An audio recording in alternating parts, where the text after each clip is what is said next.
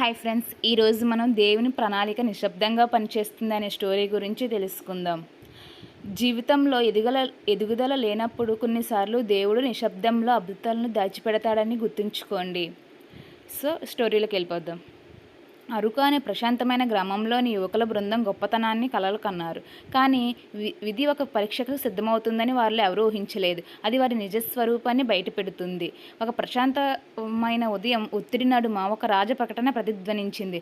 సౌరభామ రాజు స్వచ్ఛమైన హృదయం గల యువకుడి కోసం వెతుకుతున్నాడు. యువకులు ఆవరణలోకి దూసుకొచ్చారు. వారిలో తన నిజాయితీని, అంచంచల స్వభావానికి పేరుగాంచిన వినయశీల అయిన 20 ఏళ్ల రఘు కూడా ఉన్నాడు. అతని తండ్రి ఒక కుమ్మరి.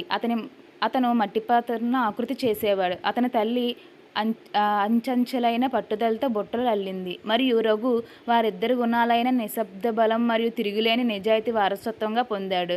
రాజు ఒక అద్భుతమైన బంగారు పెట్టెను పట్టుకుని వచ్చాడు. అందులో చిన్న గోధుమ రంగు విత్తనాలతో నిండిన ఆ విత్తనాల్లో ఒక్కో విత్తనం తీసుకోండి, దాన్ని పెంచండి, 3 నెలల తర్వాత తిరిగి వచ్చి మీరు ఏం పెంచారో నాకు చూపించండి అని అన్నారు.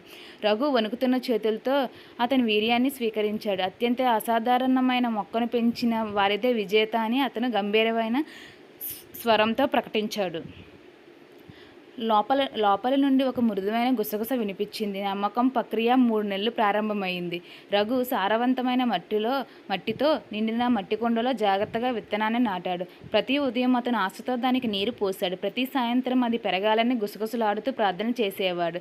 దానిని వెచ్చని సూర్యకాంతిలో ఉంచి నమ్మకంతో ఎదురు చూసేవాడు. కానీ రోజులు గడుస్తున్నా, వారాలు గడుస్తున్నా ఏమీ మొలకెత్తలేదు. రఘు, బహుశా నీ విత్తనం నిరుపయోగమేమో, మా గులాబీలు, పొద్దుతిరుడు పువ్వులు, చివరికి మామిడి మొక్కను కూడా చూడు అని అతని స్నేహితులు ఎగతాళి చేశారు. ఫలితాలు కనిపించకపోయినా ఏది సరైనదో అదే చేయాలని తన తల్లి ఆ జ్ఞానాన్ని అతను గట్టిగా పట్టుకున్నాడు. కాబట్టి ఎప్పటికైనా సత్యం చిగురిస్తుందనే నమ్మకంతో అతను ఖాళీ కుండీకి నీళ్లు పోస్తూనే ఉన్నాడు. 3 నెలల తర్వాత యువకులు రాజభవనానికి తిరిగి వచ్చారు. ప్రాంగణం విజయవస్తంగా మారిపోయింది. రంగురంగుల పువ్వులు, పొడవాటి కాడలు, ఎక్కడ చూసినా పచ్చని ఆకులు. ఆ తర్వాత రఘు లోపలికి వచ్చాడు, చేతిలో ఒక ఖాళీ కుండ తప్ప మరేమీ లేకుండా. అతని అడుగులు మందగించాయి. అతని అరచేతులు వణికాయి. అతని గుండె బరువెక్కింది. అయినా అతని నిజాయితీ అతన్ని నిలబెట్టింది. ప్రజలు నవ్వారు, గుసగుసలాడారు. అతను అసలు ఎందుకు వచ్చాడు? అతని తొట్టిని చూడు, ఎంత సిగ్గుచేటు. ట్రోఫీల కన్నా సత్యమే విలువైందని రఘుకి తెలుసు. కాబట్టి అతను తన బాధను దిగమింగి ముందుకు సాగాడు. సౌరభామ రాజు రంగురంగుల పువ్వులను చూస్తూ ప్రతి కుండ పక్కగా నడిచాడు. తర్వాత అతను రఘు ముందాగి మృదువైన, ఇంకా సూటిగా వినిపించే స్వరంతో, నీ కుండ ఎందుకు ఖాళీగా ఉంది అని అడిగాడు. రఘు తల వంచి సమాధానం ఇచ్చాడు. యువరాజా, నా దగ్గర నీరు, సూర్యరశ్మి, శ్రద్ధ అన్నీ ఉన్నాయి, కానీ ఏదీ పెరగలేదు. అయినా నీకు నిజాన్ని చూపించాలనుకున్నాను. ఆ సభామండపంలో నిశ్శబ్దం ఆవరించింది. అప్పుడు రాజు రఘు చేతిని పైకెత్తి, ఈ బాలుడే విజేత అని గర్జించాడు. జనం నమ్మలేక నిట్టూర్చారు.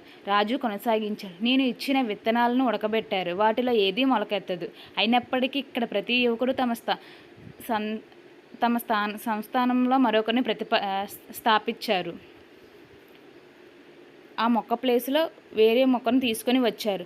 వారు నాకు మొక్కలు చూపించారు, కానీ ఈ అబ్బాయి నాకు నిజాయితీని చూపించాడు.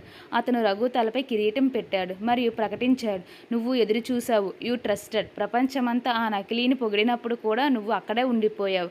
మీలాంటి ఆత్మల కోసం దేవుడు ఒక ప్రణాళిక ఉంది. ఆయన సరైన సమయంలో సత్యానికి ప్రతిఫలం ఇస్తాడు.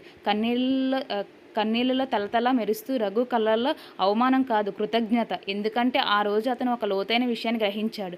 కొన్నిసార్లు ఖాళీ కుండలోనే గొప్ప విజయం ఉంటుంది. కాబట్టి విజయం దేనిపై నిర్మించబడుతుందో మోసం కూలిపోతుంది. మీ ప్రయత్నాలు కనిపించకపోయినా కూడా మరియు ప్రపంచం మీకంటే ముందుకు సాగుతుంది. ఓపికగా ఉండండి, నిజాయితీగా ఉండండి. ప్లీజ్ ఈ వీడియో నచ్చినట్టయితే like and subscribe please friends.